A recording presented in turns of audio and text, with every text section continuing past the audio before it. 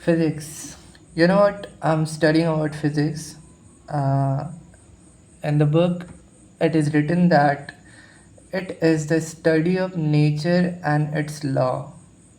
And as a human, we expect all different events in the nature take place according to the some basic laws of physics.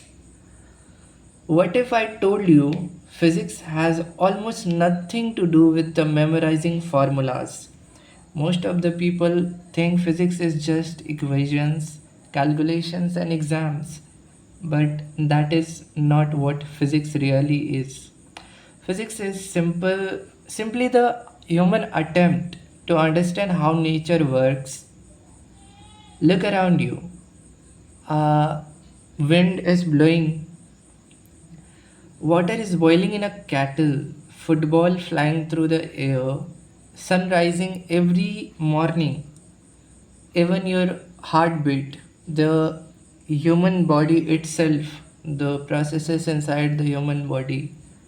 All of these natural events, thousands of years ago, people simply observed these events and asked a one and only powerful question: why does this happen?